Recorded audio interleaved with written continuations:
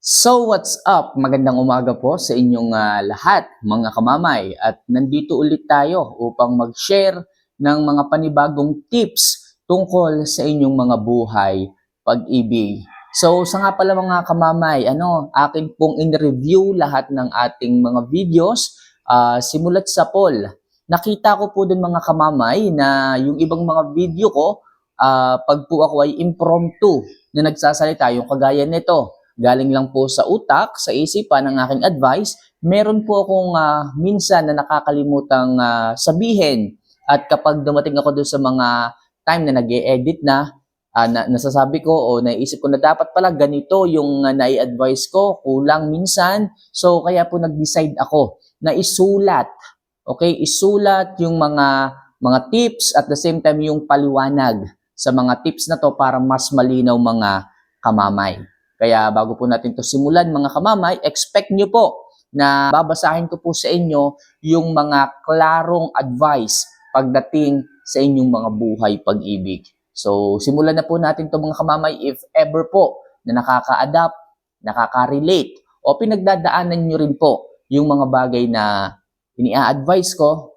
Okay, huwag nyo naman po sanang kalimutan na mag-subscribe, mag-like at mag-comment sa ibaba. So mga kamamay, simulan na po natin ang ating topic ngayong umaga. So magiging topic po natin ngayon is paano mababaliw sa paghahabol sa iyo ang isang lalaki. So magandang araw sa inyong lahat mga kamamay. Kamusta kayo? Muli, ito ang inyong kamamay na laging handang magbigay ng payo para sa inyong mga puso. Nakakaranas ka ba ngayon ng sitwasyon na parang ikaw na lang lagi ang humahabol? Yung pakiramdam na ikaw na lang lagi ang nagchat-chat, laging tumatawag, at laging nag-aalala. Habang siya naman ay parang kampante lang at walang pakialam. Nakakapagod, di ba? Nakaka-drain ng energy at nakakababa ng self-worth. Pero alam nyo ba, mga kamamay, na may paraan para baligtarin ang sitwasyon?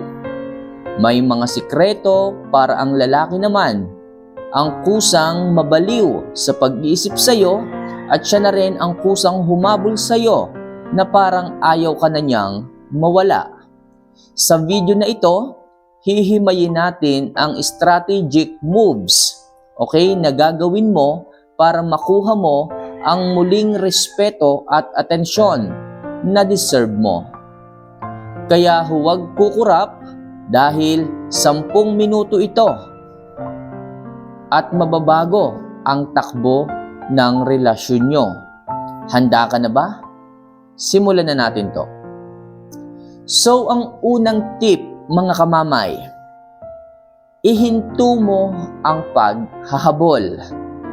Ang unang-unang dapat mong gawin ay ihinto ang paghahabol at alam ko ito ang pinakamahirap pero effective na maaari mong gawin sa kanya.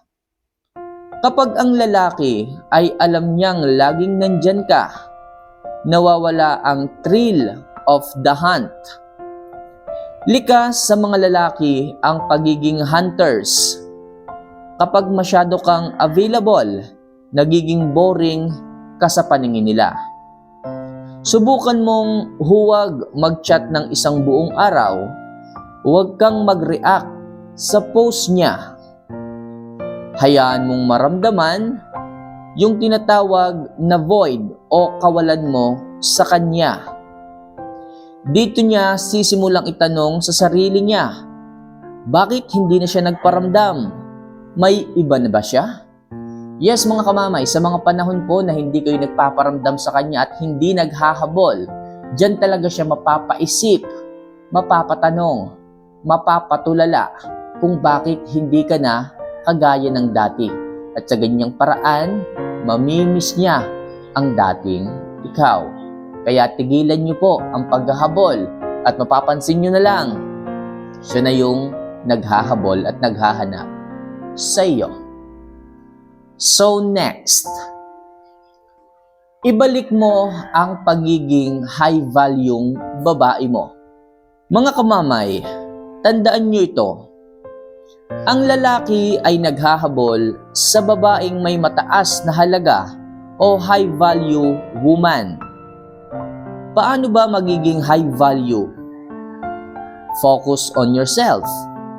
Imbes na bantayan ang last scene niya sa messenger, bakit hindi ka mag-gym, mag-aral ng bagong skills, o kaya ay lumabas kasama ang mga kaibigan mo?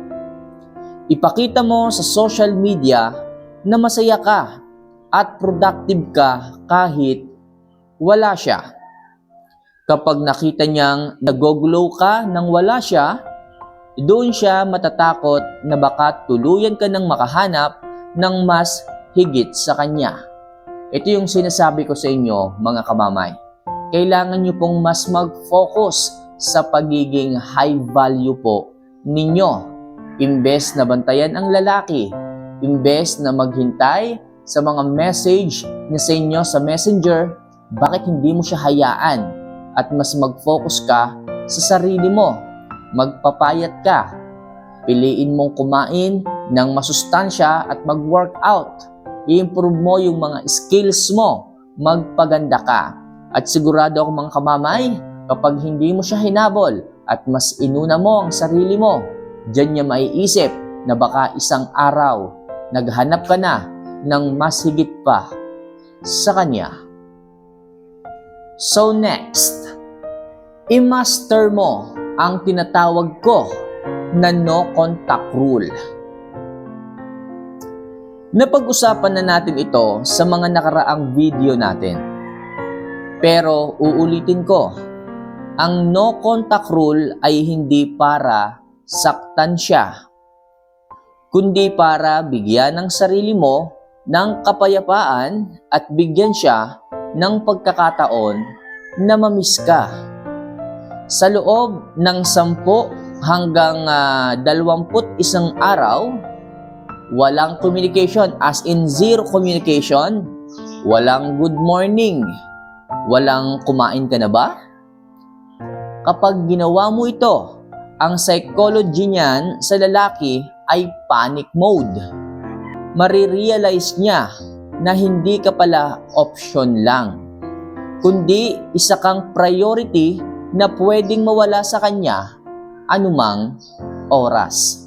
Gaya na sinasabi ko palagi sa inyo, kung kinakailangang mag-no contact rule, kung hindi nyo na po nararamdaman ang halaga nyo, hindi na kayo nabibigyan ng oras, iparamdam nyo po sa isang lalaki na maaari kayong mawala kapag hindi kayo iningatan.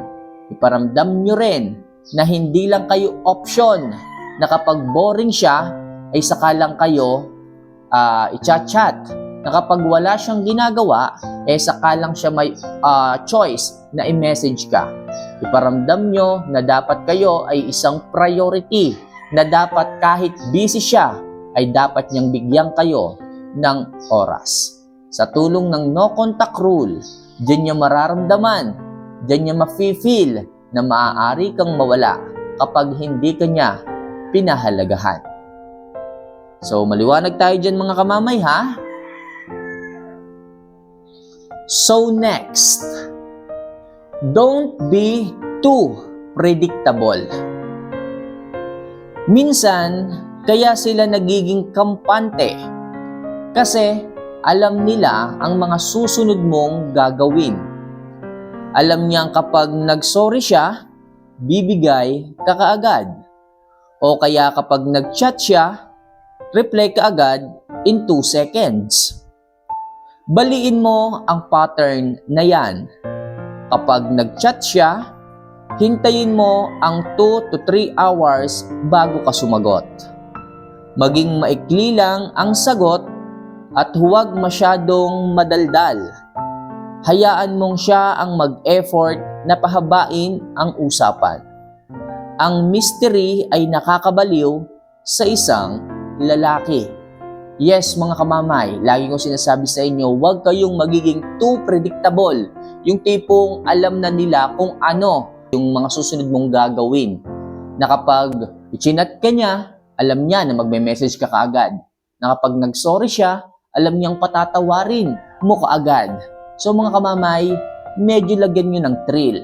Lagyan nyo ng pag-iisip ang isang lalaki.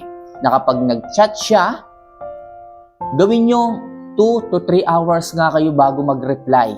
Mag-iisip yan kung bakit nagbago ka, kung bakit naging ganyan ka na ngayon, bakit hindi ka na mabilis magparamdam. At sigurado ako na ang isang lalaki ay mababaliw sa pag-iisip at paghahabol sa inyo. Mga kamamay, hindi ito tungkol sa paglalaro ng damdamin o manipulation. Ito ay tungkol sa self-respect. Ang lalaking tunay na nagmamahal sa iyo kapag naramdaman niyang lumalayo ka dahil hindi ka pinapahalagahan, gagawa at gagawa yan ng paraan para bumalik ka. At kung hindi siya humabol, ibig sabihin lang yan, hindi siya ang tamang tao para sa iyo. At mas mabuting nalaman mo yon ng maaga. Sana ay nakatulong ang mga tips na ito sa inyong lahat. Tandaan, ikaw ay isang reyna at ang reyna ay hindi naghahabol.